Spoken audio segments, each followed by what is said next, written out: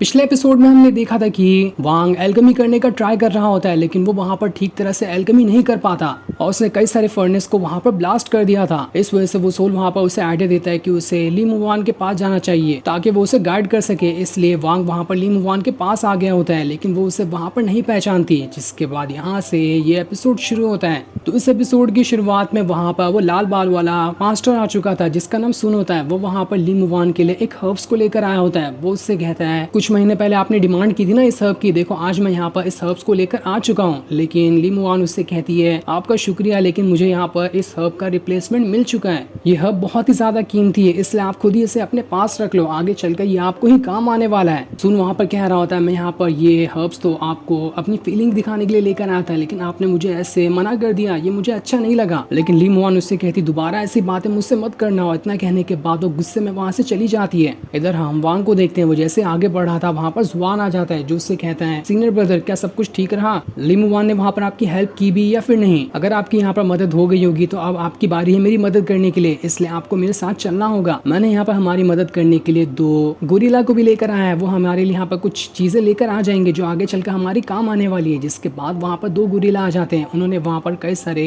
Spiritual stone को लेकर आया था जो वो उसे जुआन को दे देते हैं और उनमें से जो कुछ फ्रूट होते हैं वो उसे वांग को भी दे देते हैं। इसलिए वांग उन सारे फ्रूट को लेने के बाद उस गोरिल्ला के ऊपर बैठ जाता है। जिसके बाद वो भी जुआन के साथ वहाँ से आगे बढ़ना शुरू कर देता है। वो दोनों वहाँ से आगे बढ़ते जा रहे थे, जहाँ इस सफर में तो जुआन और वांग दोनों को काफी ज्यादा मजा आ रहा होता है। वो गोरिल्ला उन्हें उड़ाते हुए वहाँ से बहुत दूर ले जा रहा था। प्लेन में उड़ने से भी ज्यादा मजा वहाँ पर वांग को आ रहा होता है। साथ ही वहाँ पर वांग स्पिरिचुअल हर्ब वाले वाटर को भी पीते रहता है ताकि वो अपनी कल्टीवेशन पावर को रास्ते में रिफाइन करते जाए, जिस वजह से उसकी जितनी भी स्पिरिचुअल पावर यहाँ पर कम हुई है वो सारी रिकवर होने लगेगी। जुआन वहाँ पर वांग से कह रहा होता है वांग आपको ये स्पिरिचुअल वाटर कैसा लगा? इसे मैंने खुद से बनाया था, उम्मीद है कि आपको अच्छा ही लगा होगा। जिस पर वांग भी कह रहा होता है हाँ ये सच में बहुत अच्छा है, इसने तो मुझे पूरी तरह से रिफ्रेश कर दिया। जिसके बाद वो दोनों वहाँ से उस जगह पर आ जाते हैं जहाँ पर इनर डिसाइपल रहा करते हैं। वहाँ आने के बाद जुआन वांग से कह रहा होता है सीनियर ब्रदर क्या आप मुझे बताएंगे कि मैं कैसा लग रहा हूँ? ठीक ठाक तो लग रहा हूँ ना? मुझे ऐसे देख कर तो चैन पसंद ही कर लेगी ना? जिस पर वांग कहता है मुझे ये सब नहीं मालूम कि लड़कियां किस टेस्ट को ज्यादा पसंद करती है, हो सकता है कि वो पसंद कर ले तभी वहाँ पर चैन आने लगती है। उसे देखकर तो जुआन का दिल धक धक करने लग गया था। वहाँ पर आने के बाद जुआन जैसे चैन को देखता है उसे लग रहा था कि ये चैन तो यहाँ पर वांग को पहचानती है ना, इसलिए मुझे यहाँ पर कुछ नहीं कहेगी। इसलिए वो डायरेक्ट वहाँ पर चैन को प्रपोज कर देता है कि मुझे आपके लिए कुछ मेरे अंदर फीलिंग है, आपको सेम वैसा ही लगता है जैसा मुझे लगता है, तो आप मुझे यहाँ पर हाँ कह सकती हैं। जिस पर चैन जो होती है वहाँ पर जुआन से कहती है देखो तुम्हारा कल्टीवेशन लेवल भी मुझसे बहुत कम है, हम यहाँ पर सिर्फ दोस्त बन सकते हैं लेकिन उससे ज्यादा कुछ मत कहना। ये सुनकर जुआन चैन से कह रहा होता है अरे आपको परेशान होने की जरूरत नहीं है, अगर मैं आपके साथ रहा तो मैं वैसे भी अपनी कल्टीवेशन पावर बढ़ा लूंगा, आप मेरी मदद करते रहना। जो सुनकर तो चैन को वहाँ पर काफी ज्यादा गुस्सा आ रहा होता है कि आखिर तुम यहाँ पर सिखाने आए हो, इसलिए वो वहाँ पर अपनी पावर को एक्टिवेट करना स्टार्ट कर देती है और उसने अपनी स्वॉर्ड टेक्निक को बाहर निकालते हुए जुआन के ऊपर अटैक करना स्टार्ट कर दिया था। इसलिए जुआन वहाँ से भाग रहा होता है, उसे समझाने की कोशिश करता है कि अरे आपको गलत फहमी हुई है, मैं यहाँ पर आपके साथ झगड़ा करने थोड़ी आया था, मैं तो यहाँ पर अपनी फीलिंग लेके आया था, आपने तो मेरी फीलिंग के ऊपर स्वॉर्ड ही चला दी। वो वहाँ पर अपनी पावर का इस्तेमाल कर रहा होता है ताकि वो यहाँ पर चैन की जितनी भी अटैक है उन सभी को रोक सके, लेकिन चैन तो सुनने के लिए तैयार ही नहीं थी। वो वहाँ पर अपने और भी खतरनाक पावरफुल अटैक को एक्टिवेट करते जा रही होती है ताकि वो बस कैसे भी करके यहाँ पर जुआन को सबक सिखा सके कि आखिर उसकी हिम्मत कैसे हुई यहाँ पर आकर उसे प्रपोज करने की। उसने वहाँ पर एक बहुत ही पावरफुल घंटे को भी बाहर निकाल लिया था। ऐसा लग रहा था कि ये अटैक करके यहाँ पर जुआन को लग गया तो यहाँ पर उसकी जान भी जा सकती है। जिसके बाद चैन ने उस अटैक को वहाँ पर पूरी तरह से एक्टिवेट करते हुए एक बहुत ही पावरफुल अटैक सीधा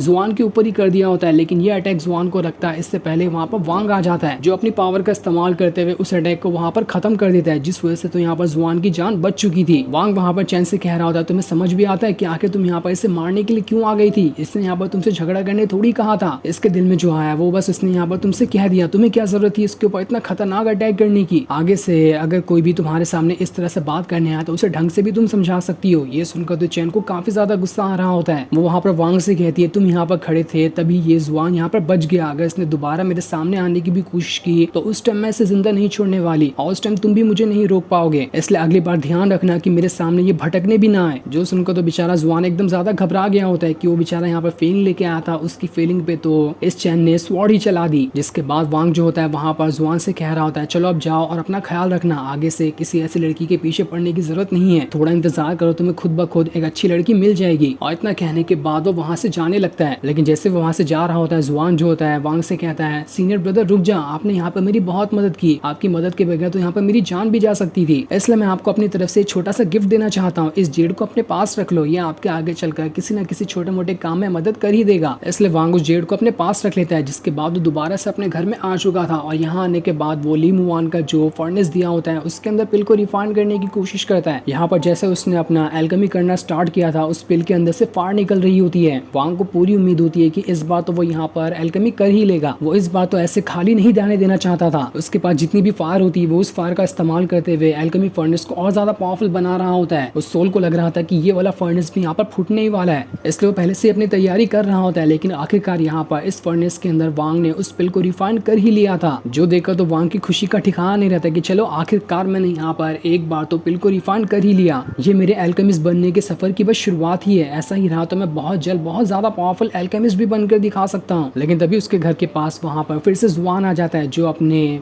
गोरिल्ला के ऊपर सवार होते हुए आता है। यहाँ आने के बाद वो वांग से कहता है, वांग देखो मुझे क्या मिला, ये एक बहुत ही ज्यादा पावरफुल पिल बनाने की रेसिपी है, इसे तुम अपने पास रख सकते हो, इसका इस्तेमाल करते हुए ये वाली पिल बनाना, लेकिन इसके बदले तुम्हें मेरा एक छोटा सा काम करना पड़ेगा। देखो मैंने अपने दोनों मंकी को यहाँ पर छोड़ कर रखा है, ये लोग यहाँ पर आराम से अपना खाना पीना खा रहे हैं, इसलिए थोड़ा सा इनका ख्याल रख लेना, मुझे यहाँ पर किसी जरूरी काम से जाना है। वांग उससे पूछता है, अरे तुम इतनी जल्दी में कहाँ पर जा रहे हो, क्या कुछ गड़बड़ी हुई है क्या? जिस पर जुआन कहता है, नहीं नहीं ऐसी बात नहीं है, मुझे तो चैन ने मिलने के लिए बुलाया है, क्या पता उससे मेरे लिए वापस से फीलिंग जाग गई हो, इसलिए मुझे वो बुला रही होगी। लगता है उससे पता चल गया कि मेरे ऐसा उसे कभी नहीं मिलने वाला, इसलिए वो इतना कहने के बाद वहाँ से भाग जाता है। जिसके जाने के बाद वांग जो होता है वहाँ पर उसी हाई लेवल की पिल वाली रेसिपी को देख रहा होता है। वो सोल उससे कहता है, ये पिल को रिफाइन करना तो बहुत मुश्किल है, अच्छे अच्छे एल्केमिस्ट भी 10 में से 9 बार इसे रिफाइन करने में फेल हो जाते हैं, तो आप तो यहाँ पर पहली बार में ही फेल हो जाएंगे। वांग को ये सुनकर गुस्सा आ रहा होता है कि इस सोल को भी मुझ पर भरोसा नहीं है, इसलिए अब तो मैं यहाँ पर इस पिल को रिफाइन करके, जिसके बाद वो जो सोल होता है वांग को वो स्पेशल बॉटल उठाकर देते हुए कहता है, मास्टर आप इसे रख लो, इसे पीने के बाद आप जल्दी से इस पिल को रिफाइन कर पाएंगे। इसलिए वांग उस बॉटल को अपने पास रख लेता है और उसने वहाँ पर उस बॉटल का जो स्पेशल वाटर था उसे भी एल्केमी फर्नेस के अंदर डाल दिया था, ताकि उन सभी को मिलाकर वो वहाँ पर उस पिल को रिफाइन करने की कोशिश कर सके। जिसके बाद वहाँ पर फिर से अपना एल्केमी का प्रोसेस शुरू कर देता है और अपनी सारी स्पेशल फायर को उस फर्नेस के अंदर डाल रहा होता है। साथ ही उसके पास जितनी भी वाटर बॉटल थी सभी को वो उसके अंदर डाल रहा होता है, जिस वजह से तो वो एल्केमी फर्नेस काफी ज्यादा फायर उगलने लग गया था। उस सोल को तो कुछ समझ ही नहीं आ रहा था कि आखिर यहाँ पर ये वांग करना क्या चाहता है, इतने सारे पावरफुल वाटर को इसने इसके अंदर डाल दिया। ऐसे ही करते हुए वांग को वहाँ पर कई दिन निकल जाते हैं, वो अभी तक यहाँ पर उस पिल को रिफाइन करने की कोशिश कर रहा था और देखते ही देखते उसने एक नहीं बल्कि काफी सारी उस पिल को वहाँ पर रिफाइन कर लिया होता है, जो देखकर तो वांग की खुशी का ठिकाना नहीं था कि चलो आखिरकार मैंने यहाँ पर इन पिल को रिफाइन तो किया, अब मुझे कोई नहीं कह सकता कि यहाँ पर अल्केमी नहीं कर सकता। जिसके बाद वो वहाँ पर उस पिल को ही खाना शुरू कर देता है ताकि वो खुद की कल्टीवेशन पावर बढ़ा सके। वो जैसे उस पिल को खाता है वहाँ पर उसकी कल्टीवेशन पावर जो होती है वो वहाँ पर बूस्ट होने लगती है। उस पावरफुल पिल के सारे जो पावर होता है वो उसके ब्लड सेल्स के अंदर जाना शुरू हो चुके थे और इस वजह से तो वांग की बॉडी के अंदर से भयंकर तरीके से ऑरा बाहर निकल रहा था और उस ऑरा का इस्तेमाल करते हुए वांग वहाँ पर अपना ब्रेक थ्रू कर जाता है। ये देखकर तो वो सोल भी हैरान था कि मास्टर ने यहाँ पर बड़ी जल्दी अपना ब्रेक थ्रू कर लिया, ये तो कमाल की बात है। लेकिन वांग यहाँ पर रुकने के लिए तैयार नहीं था, वो बाकी बची हुई पिल को भी फिर से खा लेता है और दोबारा से उसने वहाँ पर अपना कल्टीवेशन करना स्टार्ट कर दिया था ताकि वो फिर से यहाँ पर अपना ब्रेक थ्रू कर सके। और इतनी देर की मेहनत के बाद वो वहाँ पर एक और बार अपना ब्रेक थ्रू कर जाता है, जिस वजह से तो बहुत ज्यादा खुश था कि मेरी कल्टीवेशन पावर तो बहुत जल्दी बढ़ते जा रही है। लेकिन जैसे वो अपनी बालकनी में आता है उसे ऐसा लग रहा था कि यहाँ पर तो